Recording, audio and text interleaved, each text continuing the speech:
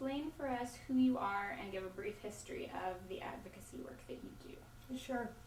My name is Susan Davis. I'm a sex worker of 26 years, and I've been working in social justice and advocacy for about 10 years. It started off because when I first came to Vancouver, I worked on the street, and of course with the arrest of the person charged in the case of the missing women, I was worried about the women that I had known at that time, and for years I had wanted to go down and help them, but I was in a marriage where the guy was kind of controlling and he didn't want me to go back down there. I think mostly for fear that I might relapse or something like that. So when he was arrested, my husband and I were sort of split up. So I went down to Pay Society, which is a sex worker support organization in the downtown east side, and volunteered to be a member of their board of directors.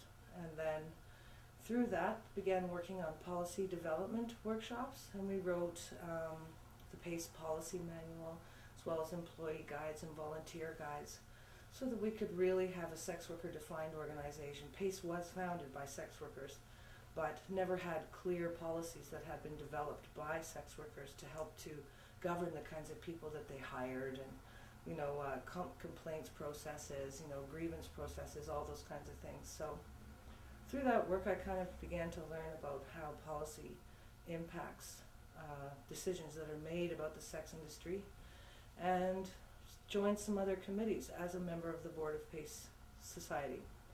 So one of those was Living in Community, which is a citywide initiative to balance perspectives on the sex industry.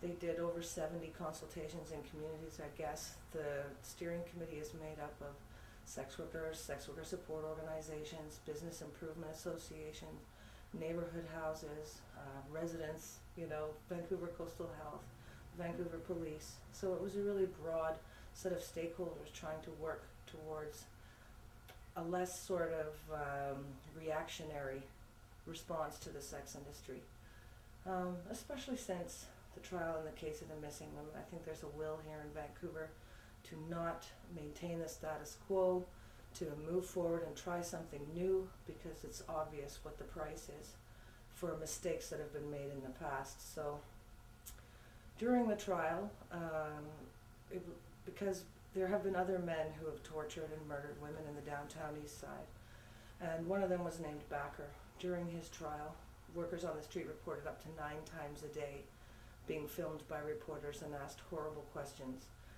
Were you raped? Did your friend die? Are you on drugs? Do you have AIDS? Thanks for the interview. See you later. And there's inherent harms associated with that. You can trigger somebody, and once that's triggered as a symptom of post-traumatic stress disorder. And when you're triggered, you need your medication, and so workers will do something desperate to get the money they need to address their emotional condition, right? So we decided, as a number of organizations in a media planning session, that we would hoist up one active sex worker to prevent that from happening. And that was largely on the advice of the facilitator, who said, reporters are lazy, just give them what they want and they won't bother anybody. And so that was me.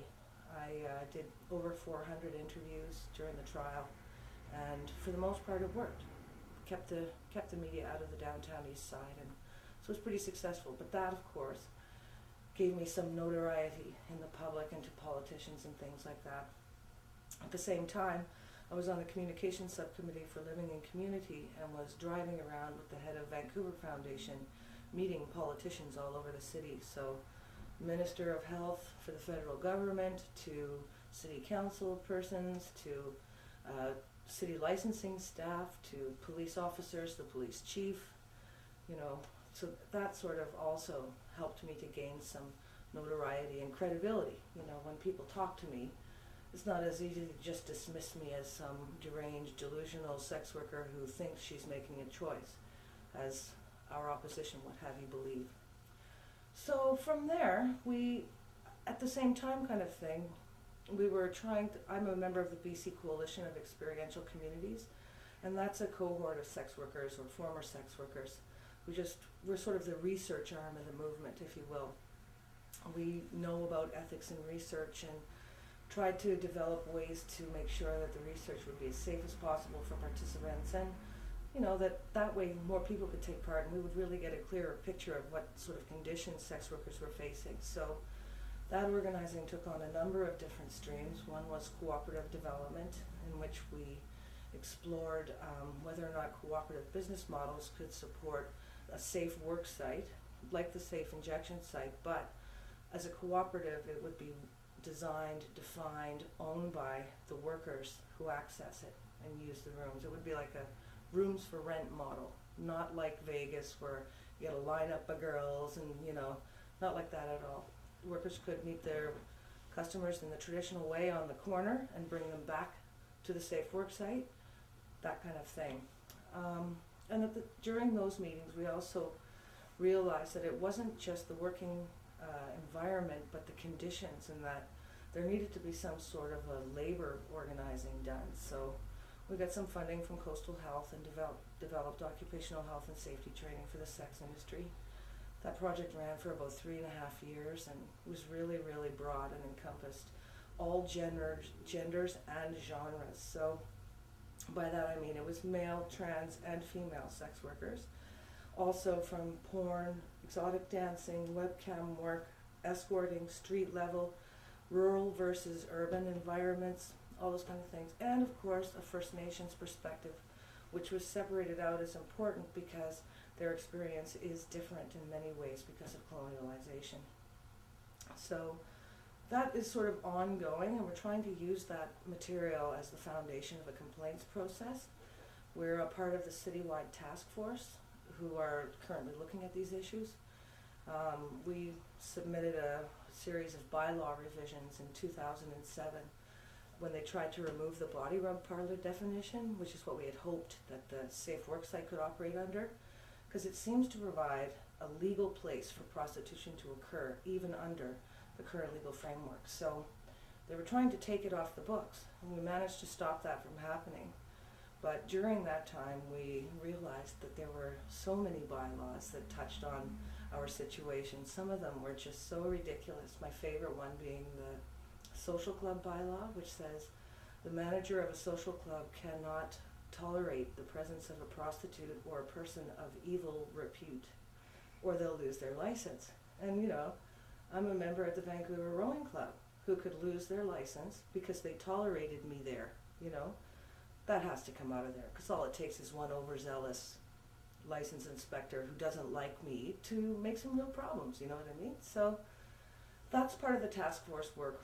We've been promoting that idea, and it's in the Living in Community recommendations, as well as recommendations to council that were submitted in 2011. So now the city task force work is related to that, and we're currently engaged in doing it. So the occupational health and safety training we designed, we had hoped would become the foundation of a complaints process. There's a real deep flaw with complaints inside the city where anyone can call and complain anonymously. It can be malicious. We get ex-boyfriends reporting people or calling Ministry of Child and Family Development, threatening to have people's children removed. And all it takes is for them to hear you're a sex worker and they come and take your kids away. So that's a real problem for people, you know what I mean? So that work's kind of ongoing. And then there's the Missing Women's Commission, which I worked with them, crossing the lines. I didn't take a lawyer with me. In my opinion, Wally Opal was our lawyer. The police were the ones who were on trial, not us. I understand why other groups didn't take part, and I get it. You can't review over 1 million documents without being paid to do it, right? I get it.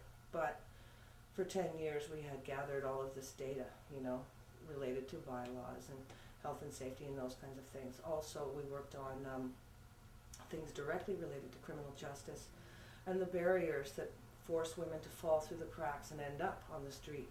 So victim services reforms, policing enforcement reforms, bad date sheet reforms, reporting reforms, a number of different things that we looked at. So during that time we had told people who took part that we would take this information to any inquiry or government response to the missing women's disaster. And some of those people were dead. You can't not go and deliver what you said you would do. As an example, the cooperative development team was 10 people, and 6 of those people are dead. So you can't not share their voices and experiences, and so I went and crossed the line. That was a lot of work. It's extremely high barrier. I don't know how they ever thought a street entrenched person was going to be able to deal with that kind of close scrutiny and all those things. So now on the other side of it, we're at the implementation stage of the recommendations of that report, many of which reflect the things that we told them in our reports. So I went and I met with Stephen Point and Wally Opal, and they invited the coalition to be part of an advisory board to the Minister of Justice overseeing the implementation of the recommendations. So that work hasn't begun yet, but it's about to. We also did a historical look at things. I've done a lot of projects in 10 years, but during the trial they wanted to know how the situation got to be as bad as it is in the downtown east side.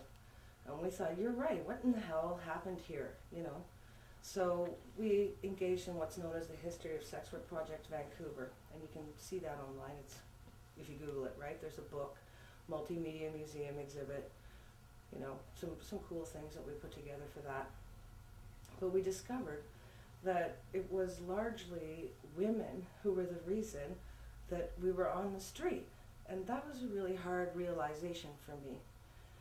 When you look back at it, the suffragettes wanted the vote. They only wanted the vote for white, wealthy, educated women. They felt that we could all benefit from their great knowledge, and, you know, that we should be grateful that, you know, they were doing such good work to save us, blah, blah, blah. Prohibition immediately followed of a number of things: gambling, drugs, alcohol, and sex. So it didn't reach Vancouver right away, and from the late 1800s all the way up until the 70s, there were no murders of sex workers in Vancouver. The sex industry existed first off in brothels, where there's a party and a bar going on and rooms upstairs, but then it changed into what they called supper clubs, and it's kind of the golden age of prostitution in Vancouver. A guy could go in and there's women there, you could have somebody sit with you and have a nice meal. You're watching like a Las Vegas style exotic performance. You know, just imagine Elvis, you know, ukuleles and hula skirts, this kind of thing. They even had